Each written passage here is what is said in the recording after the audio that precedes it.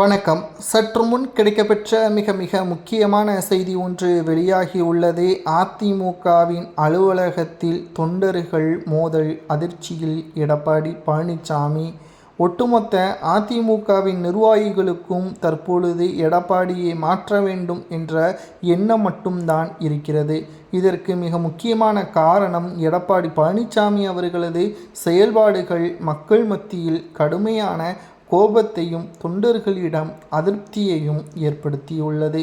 எடப்பாடி பழனிசாமி அவர்கள் சொன்னதை நிறைவேற்றியிருந்தால் தொண்டர்களது ஆதரவுகளை எப்பொழுதோ எடப்பாடி பெற்றிருப்பார்.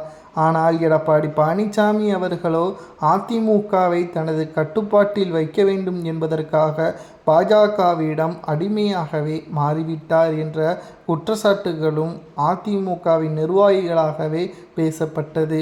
மேலும் ஓபிஎஸ், வைத்திலிங்கம், மனோஜ் பாண்டியன், பண்ருட்டி ராமச்சந்திரன் போன்ற மிக முக்கியமான ஆளுமையான அதிமுகவின் மூத்த நிர்வாகிகளை கட்சியிலிருந்தும் நீக்கியுள்ளனர். அவர்கள் திமுகவிலும் விஜய் அவர்களது கட்சியிலும் இணைந்துள்ளனர்.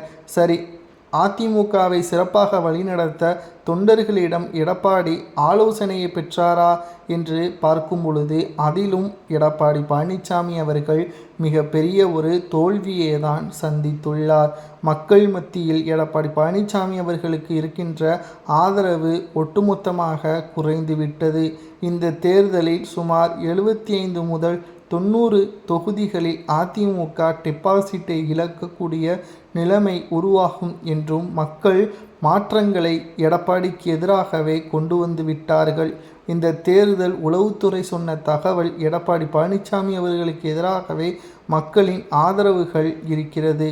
எடப்பாடி பழனிசாமி அவர்கள் செய்த மிகப்பெரிய தவறு மக்கள் மத்தியில் மாற்றத்தை கொண்டு வர வேண்டும் என்ற எண்ணம் இருப்பதாக எடப்பாடி பழனிசாமி அவர்களுக்கு எதிரான குற்றச்சாட்டுகளையும் தற்பொழுது முன்வைத்துள்ளனர்.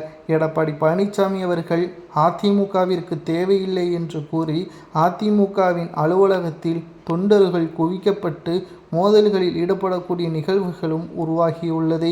மே 4ஆம் தேதி ரிசல்ட். ஆனால் இப்பொழுதே அதிமுகவின் அலுவலகத்தில் பரபரப்பான நிலைமை உருவாகியுள்ளது என்றால் அதற்கு என்ன காரணம்? எடப்பாடியின் மீது நம்பிக்கையில்லாத காரணம்தான் என்றும் கூறப்படுகிறது. எடப்பாடி பழனிசாமி அவர்கள் அதிமுகவிற்கு தேவை இல்லை என்ற தகவலை முழுமையாக நம்மால் பார்க்க முடிகிறது. அதிமுகவின் தொண்டர்கள் இடையே ஏற்பட்டுள்ள இங்கு பதற்றமான சூழல் எடப்பாடி பழனிசாமி அவர்களை அதிர்ச்சி அடைய வைத்துள்ளது. நண்பர்களை, அதிமுகவின் பொதுச்செயலாளராக எடப்பாடி செயல்படுவது சரியா தவறா என்பதை கமெண்ட் வாயிலாக கூறுங்க.